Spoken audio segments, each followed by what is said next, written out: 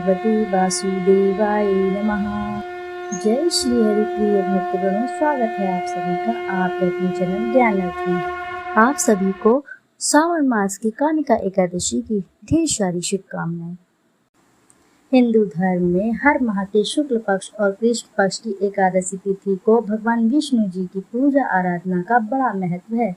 धार्मिक मान्यता है कि ऐसा करने से साधक को पुण्य फलों की प्राप्ति होती है। सावन मास के कृष्ण पक्ष की एकादशी को कामिका एकादशी कहा जाता है। यह सावन माह की पहली एकादशी होती है। कहा जाता है कि कामिका एकादशी का व्रत रखने से जातक की सभी मनोकामनाएं शीघ्र पूर्ण होती है। हिंदू पंचांग के अनुसार सावन मास के कृष्ण पक्ष की एकादशी तिथि का आरंभ 30 जुलाई को शाम 4:44 पर हो जाएगा और अगले दिन यानी 31 जुलाई 2024 को दोपहर 3:55 पर इसका समापन होगा। इसलिए उदय तिथि के अनुसार 31 जुलाई 2024 को कामिका एकादशी का व्रत रखा जाएगा। पूजा का शुभ मुहूर्त रहेगा इस दिन सुबह 5:32 से लेकर सुबह 7:32 तक पूजा का शुभ मुहूर्त बन रहा है। इस दौरान विष्णु जी की पूजा आराधना से शुभ फलों की प्राप्ति होती है। पंचांग के अनुसार इस बार सेवा सिद्धि योग में कामिका एकादशी मनाई जाएगी। आइए अब बात करते हैं पारण समय की। 31 जुलाई 2024 को कामिका एकादशी व्रत रख रहे हैं तो आप 1 अगस्त को सुबह 5:43 से सुबह 8:44 तक व्रत का पारण कर सकते हैं। इस दिन दोपहर 3:28 पर एकादशी तिथि का समापन होगा। धार्मिक मान्यताओं के अनुसार कामिका एकादशी का व्रत रखने से साधक को जीवन के सभी कष्टों से छुटकारा मिल जाता है। जीवन में सुख समृद्धि और खुशहाली आती है। यह भगवान विष्णु की कृपा पाने के लिए उत्तम समय माना गया है। भगवान विष्णु ने युधिष्ठिर को बताया था कि जो व्यक्ति कामिका एकादशी का व्रत रखता है, भगवान विष्णु की पूजा करता है, उसे सभी दुख और कष्टों से छुटकारा मिलता है और एकादशी व्रत की कथा सुनने से वाजपेयी यज्ञ के समान पुण्य फलों की प्राप्ति होती है। आइए श्रोताओ, अब बात कर ले कामिका एकादशी की पूजा विधि और पूजा सामग्री। आज के दिन प्रातःकाल सबसे पहले उठकर अपने नित्य कर्मों से निवृत्त होकर स्नान जल में थोड़ा सा गंगा जल अवश्य मिश्रित कर लें, क्योंकि गंगा जल मिश्रित जल से स्नान करने से सबसे पवित्र और उत्तम स्नान माना जाता है। यह बहुत पवित्र स्नान माना जाता है। स्नान आदि कर लेने के पश्चात घर के मंदिर में साफ सफाई करें और एक दीप प्रज्वलित करें। भगवान विष्णु का गंगा जल से अभिषेक करके पुष्प और तुलसी दल अर्पित करें। अगर संभव हो तो इस दिन व्रत जरूर रखें। भगवान विष्णु की आरती करके भोग लगाएं, परंतु इस बात का विशेष ध्यान रखें कि भगवान विष्णु को सिर्फ सात्विक चीजों का भोग लगाना चाहिए। यदि भोग में पीले फल पीले मिष्ठान इस्तेमाल किए जाए तो बहुत ही उत्तम होता है। भगवान विष्णु बहुत ही जल्दी प्रसन्न होते हैं। भगवान विष्णु को भोग में तुलसी जरूर शामिल करें। बिना तुलसी के भगवान विष्णु भोग ग्रहण नहीं करते हैं।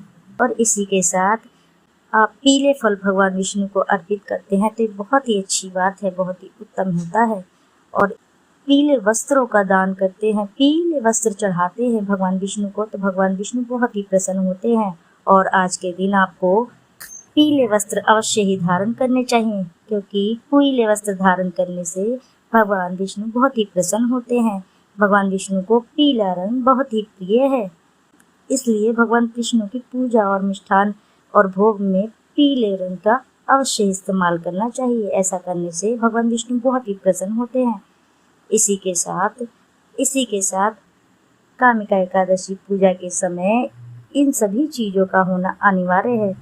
पुष्प, नारियल, सुपारी, फल, लौंग, धूप, दीप, घी, पंचामृत, अक्षत, तुलसी दल, चंदन और पीले मिष्ठान। यदि पीले मिष्ठान ना मिले, साधारण मिष्ठान भी इस्तेमाल कर सकते हैं। इन सभी चीजों का पूजा सामग्री में अवश्य ही अनिवार्य माना गया है। आइए अब श्रवण करते हैं कामिका एकादशी की व्रत कथा और आरती। कुंती पुत्र धर्मराज युधिष्ठिर कहने लगे कि हे भगवान, आषाढ़ शुक्ल देवशयनी एकादशी तथा चतुर्मास महात्म्य मैंने भली प्रकार से सुना। अब कृपा करके श्रावण कृष्ण एकादशी का क्या नाम है, सो बताई। श्री कृष्ण भगवान कहने लगे कि हे युधिष्ठिर, इस एकादशी की कथा एक समय स्वयं ब्रह्मा जी ने देवर्षि नारद से कही थी, वही मैं तुमसे कहता हूँ। नारद जी ने ब्रह्मा जी से पूछा था कि हे पितामह, श्रावण मास के कृष्ण पक्ष की एकादशी की कथा सुनने की मेरी इच्छा है। उसका क्या नाम है, क्या विधि है और उसका महात्म्य क्या है, सो कृपा करके कहिए। नारद जी के ये वचन सुनकर ब्रह्मा जी ने कहा, हे नारद, लोगों के हित के लिए तुमने बहुत ही सुंदर प्रश्न किया है। श्रावण मास की कृष्ण एकादशी का नाम कामिका है। उसके सुनने मात्र से वाजपेयी यज्ञ का फल मिलता है। इस दिन शंख चक्र गदाधारी विष्णु भगवान का पूजन होता है, जिनके नाम हैं श्रीधर, हरि, विष्णु, माधव, मधुसूदन है। उनकी पूजा करने से जो फल मिलता है सो सुनो। जो फल गंगा, काशी, नैमिषारण्य और पुष्कर स्नान से मिलता है, वह विष्णु भगवान के पूजन से मिलता है। जो फल सूर्य व चंद्र ग्रहण पर कुरुक्षेत्र और काशी में स्नान करने से, समुद्र वन सहित पृथ्वी दान करने से, सिंह राशि के बृहस्पति में, गोदावरी और गंडकी नदी में स्नान करने से भी प्राप्त नहीं होता, वह भगवान विष्णु के पूजन से मिलता है। जो मनुष्य श्रावण मास में भगवान का पूजन करते हैं, उनसे देवता, गंधर्व और सूर्य आदि सब पूजित हो जाते हैं।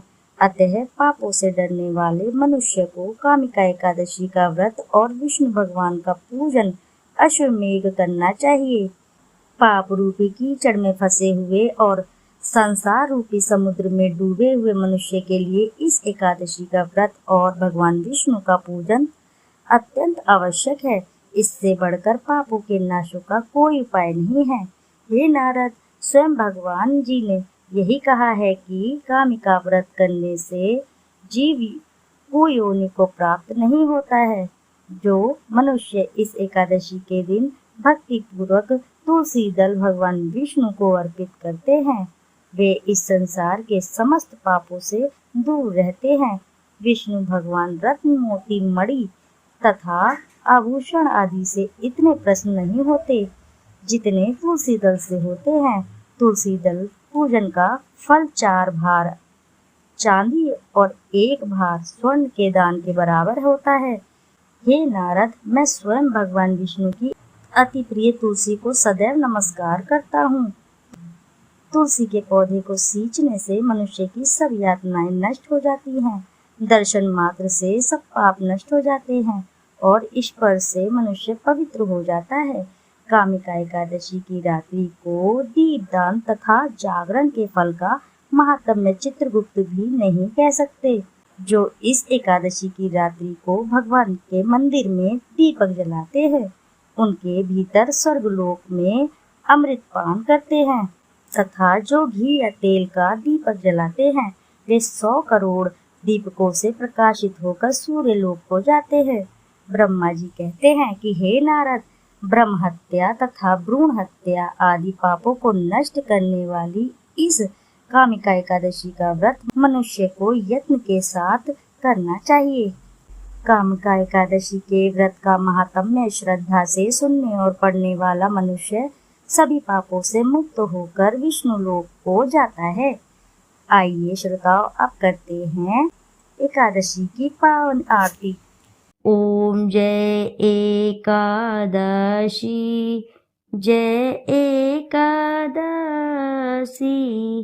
जय एकादशी माता, विष्णु पूजा व्रत को धारण कर शक्ति मुक्ति पाता।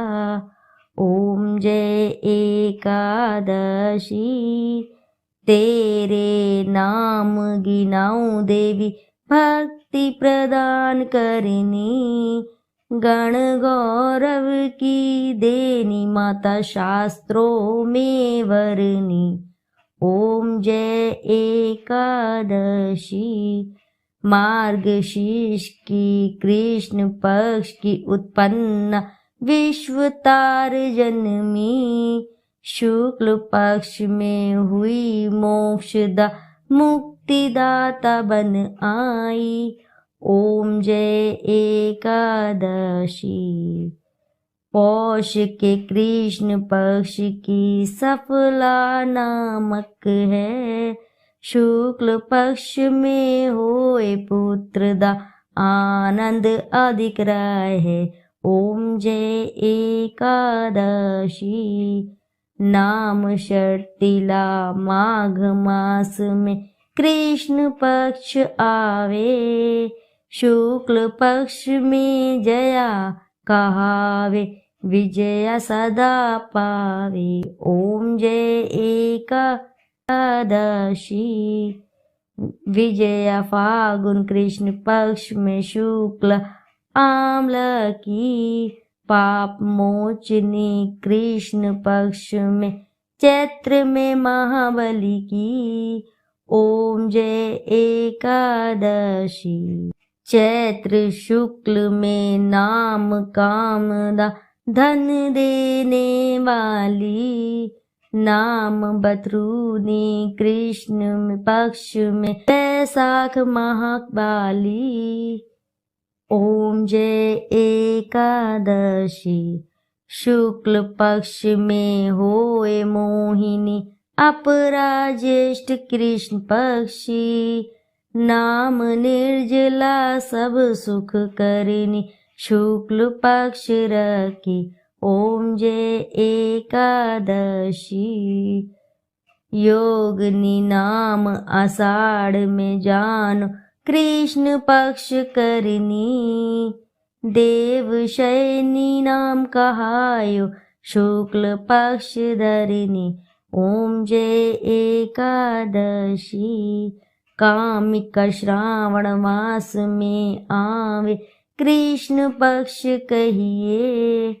श्रावण शुक्ला होए पवित्रा आनंद से रहिए। ओम जय एकादशी। आजा भाद्रपद कृष्ण पक्ष की परवर्तनी शुक्ला। इंद्रा आश्विन कृष्ण पक्ष में व्रत से भव सागर निकला। ओम जय एकादशी। पंपकुशा है शुक्ल पक्ष में आप हरनहारी। रमा मास कार्तिक में आवे सुखदायक भारी। ओम जय एकादशी। देवो उत्थानी शुक्ल पक्ष की दुख नाशक मैया।